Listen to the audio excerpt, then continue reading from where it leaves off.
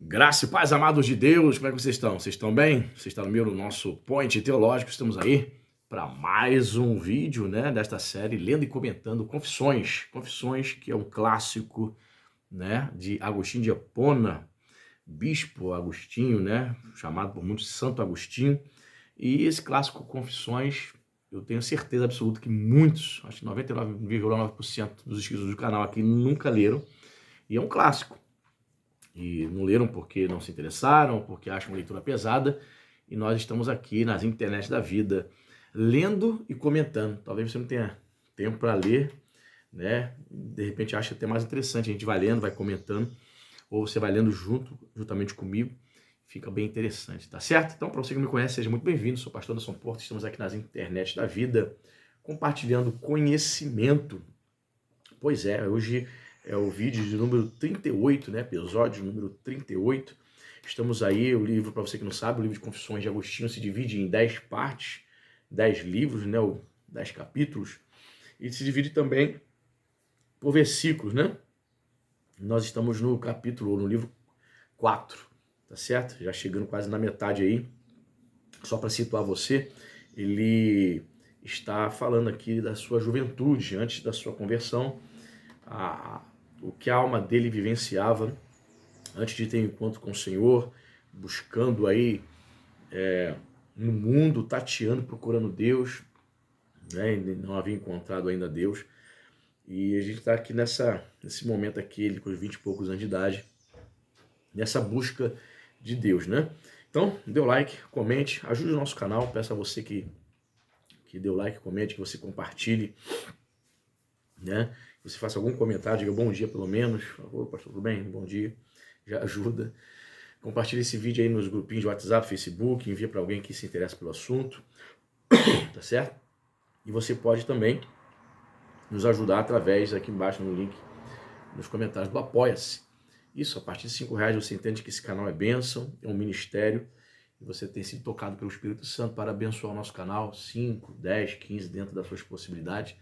Você vai nos abençoar, se inscrevendo no Apoia-se todos os meses, abençoar o nosso canal. E vamos fazer o seguinte, você fazendo isso, nós vamos colocar você no nosso grupo do WhatsApp, grupo da Família Point, que não é um grupo para debates acalorados, contendas, a gente vê muito isso em alguns grupos de calvinistas, arminianos, nada disso.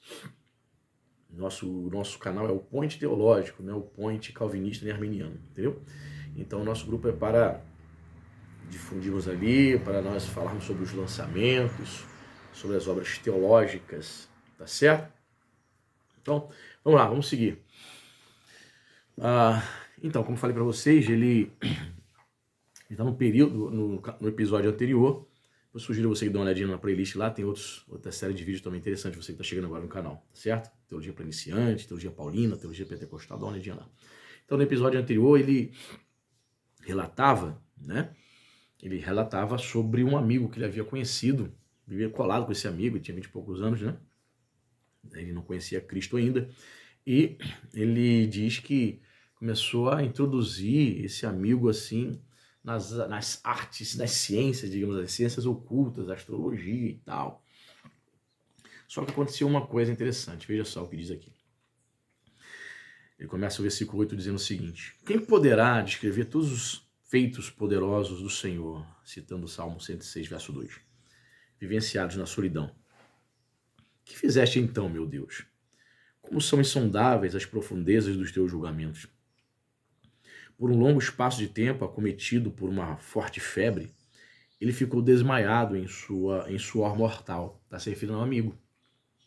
Estava muito colado com ele, introduzindo um amigo na astrologia, né? E parece-nos, né? Você vai saber, vendo outro episódio, que esse amigo já tinha ouvido falar do evangelho, já estava assim como que se inclinando para as coisas de Deus, mas ainda não era convertido. E diz assim, então esse amigo ficou desmaiado, teve uma doença, desmaiou, ficou em um suor mortal, uma febre, não se sabe que enfermidade foi essa, que ele ficou inconsciente.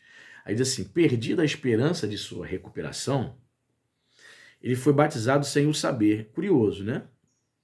Estamos aqui no século V, algo que nós não temos esse hábito, né? Você vai batizar alguém entendeu?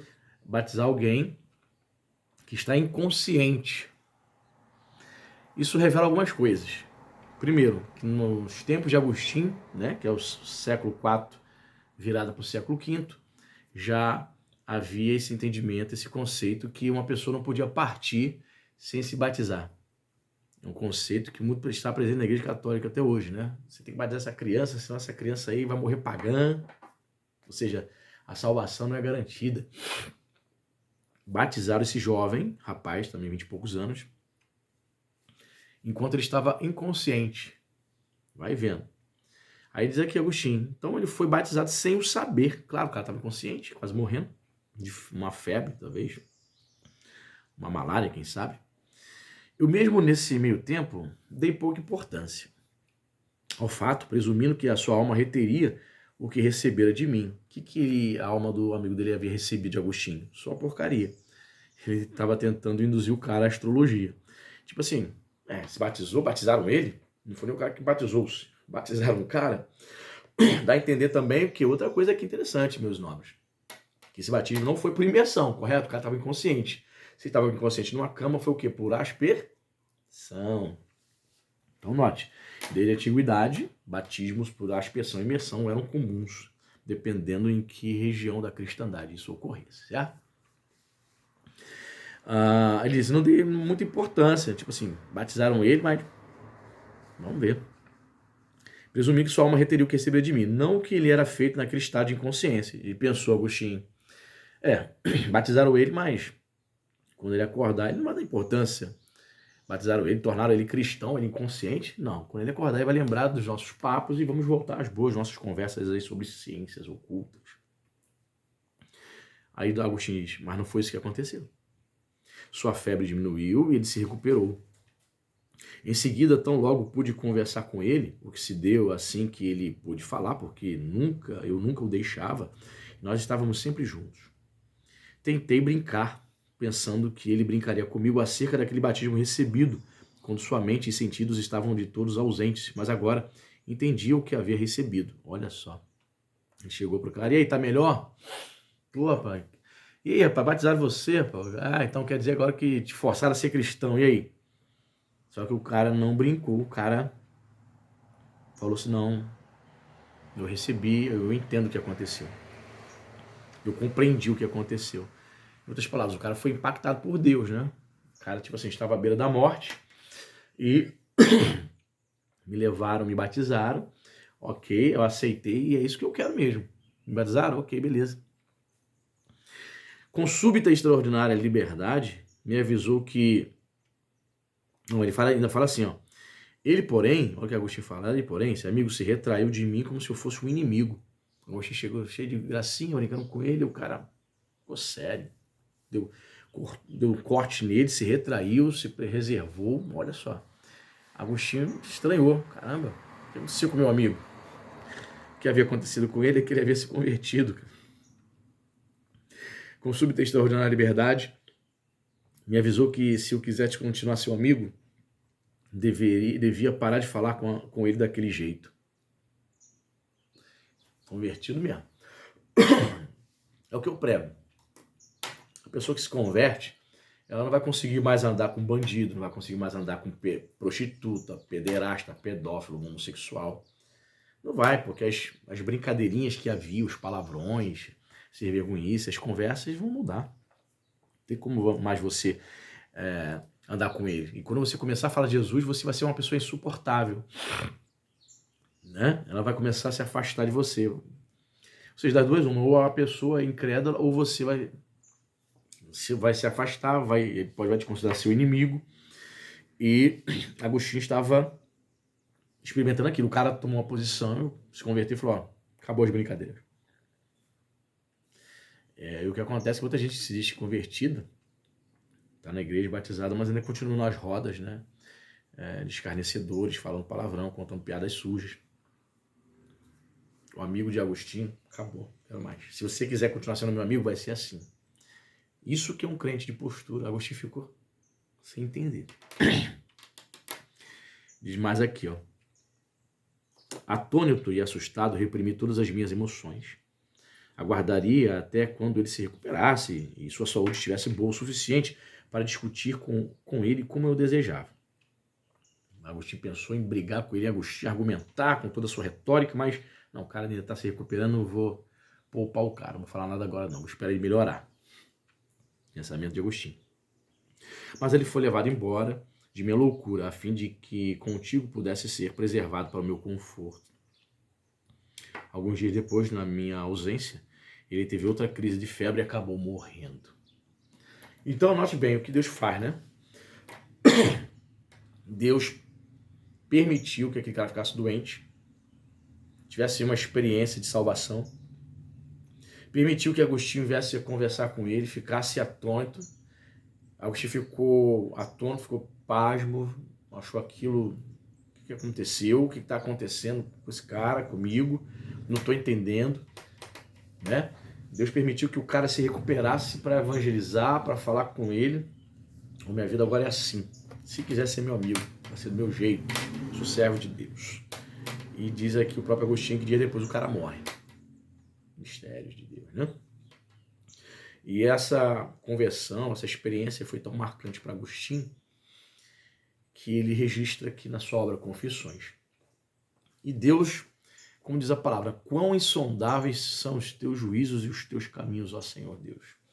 Pois é, irmão, a gente não entende, né? Por mais que a gente tente compreender os caminhos de Deus, a gente nunca vai entender o que Deus faz, né? Para poder nos impactar, para poder influenciar a nossa vida. Vai usar outros servos de Deus, vai usar outras pessoas, situações, né, que venham inculcar-nos situações que nos deixam assim pasmos, né, entrando em conflito conosco mesmos. E nós vamos ver agora nos versículos seguintes.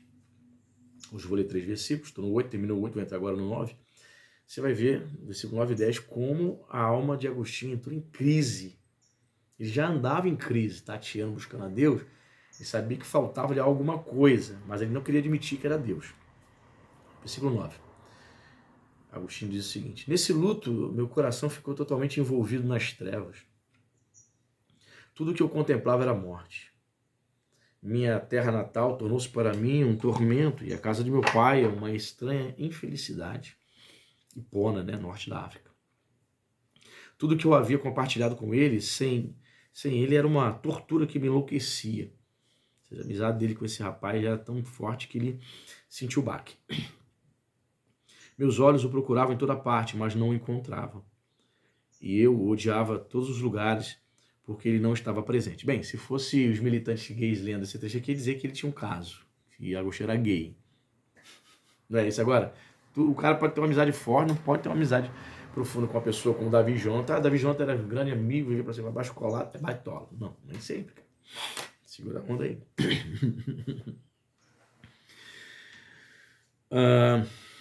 Diz mais aqui. E ninguém podia me dizer, ele vai chegar, como acontecia quando, durante a vida, estava ausente. Eu me tornei um grande enigma para mim mesmo e perguntava, por que você está assim, tão triste, ó minha alma? Citando o Salmo 42:5.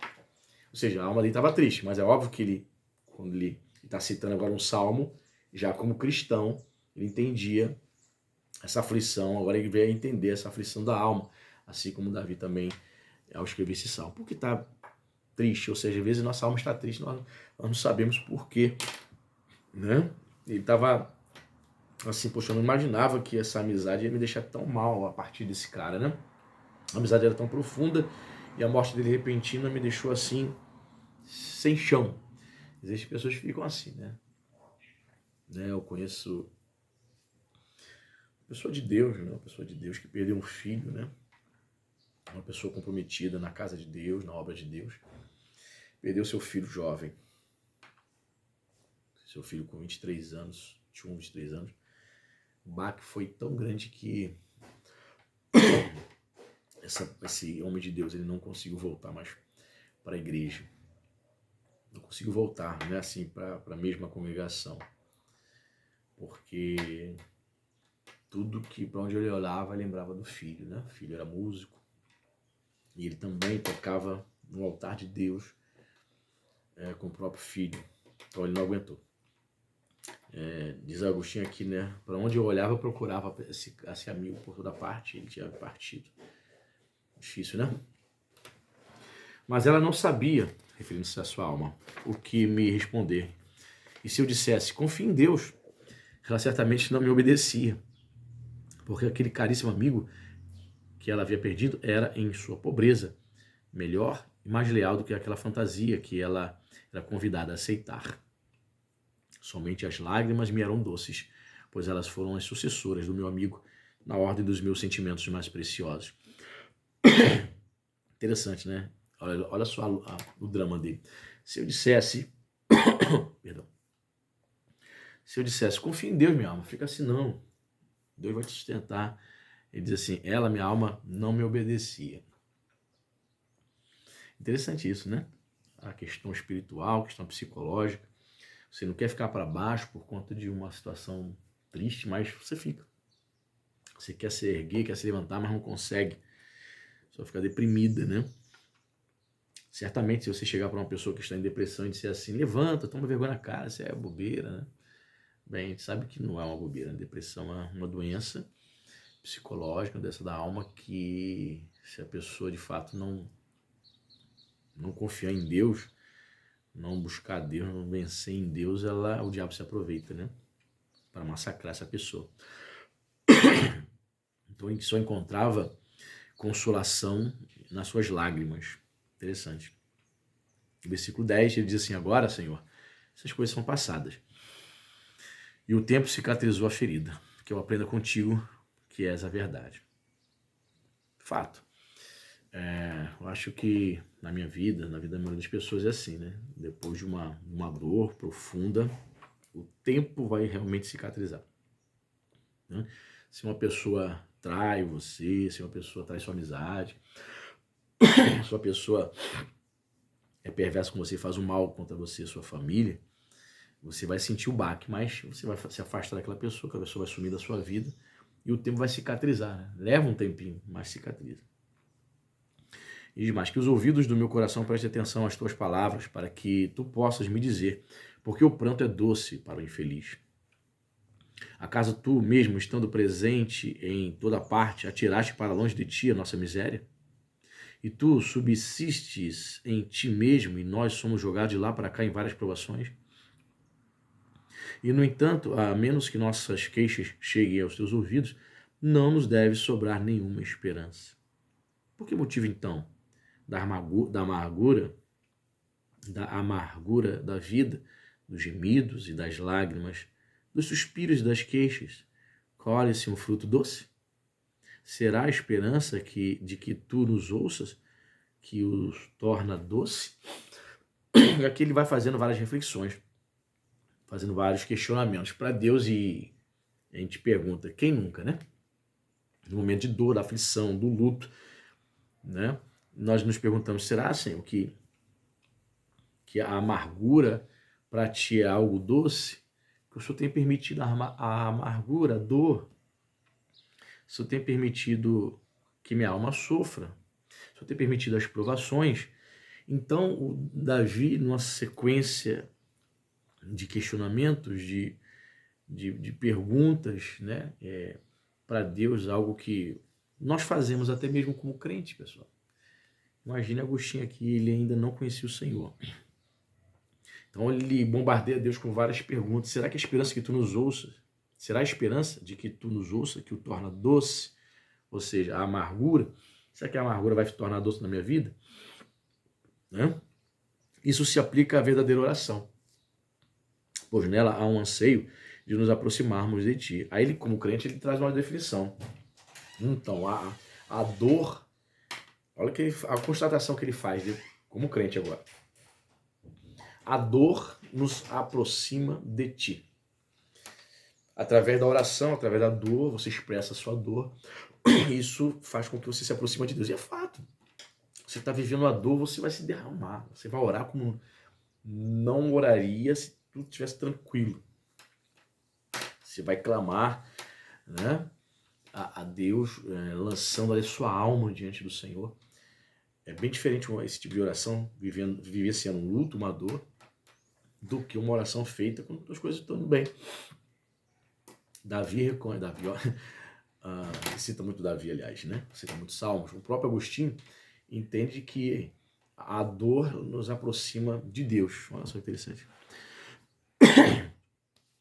Mas será que também se aplica ao luto pelo que perdemos e a dor que me acabrunhou?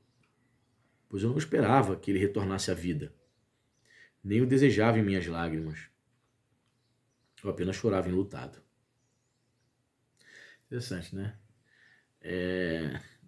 Será que isso vai me aproximar de Deus? Será que isso se aplica ao luto? Porque quando eu choro, quando estou enlutado, né, eu não estou desejando que a pessoa retorne à vida. Né? Eu derramava minhas lágrimas, eu não estava desejando isso. Isso eu estava vivendo luto. E aí declaro, sentia-me infeliz. Tinha perdido minha alegria. Pois é. As grandes perdas da vida, obviamente, o ser humano, ele chora. Obviamente, derrama lágrimas. Obviamente, leva-se um tempo. Né? Uns se recuperam mais rapidamente, outros vivenciam o luto por muito mais tempo. E aqui, nesse versículo 10, aqui, ele expressa todo o seu sentimento. Sentia-me infeliz, tinha perdido minha alegria, vivenciando a perda do amigo. Ou será que o pranto é de fato uma coisa amarga e exatamente pelo sentimento de repugnância pelas coisas de que antes desfrutávamos, quando delas nos retraímos, ele então nos dá prazer? Ou será que o pranto é de fato uma coisa amarga? Sim, era. E aqui ele vai trazer essas reflexões, né? Será que o pranto é de fato uma coisa amarga? Sim, claro que é. A pessoa está chorando, a pessoa está enlutada, né? E alguém já disse, pessoal, essa aqui é a verdade, alguém já disse que parece, eu estou quase concordando já com isso 100%, de que a vida ela é constituída mais de dores e dramas do que de alegrias, essa que é a verdade. Né? A vida, eu repetir, é constituída muito mais de dramas, de dores, de frustrações, decepções do que de alegria. Então você sente, tem um períodozinho de alegria ali, depois vem uma sequência enxurrada de luta, de prova, de dor. Isso aí é para que a gente não se esqueça de que não é esta vida que nós temos que almejar. Eu penso desta maneira, né? Deus permite que a nossa vida seja constituída muito mais de dores para que a gente nunca se esqueça de que devemos almejar o céu. Porque lá não haverá mais lágrimas, mais dores, nem luto, nem morte. Tá certo? A gente segue aí no próximo episódio. Dê o seu like, compartilha, seja nosso apoiador. Deus te abençoe.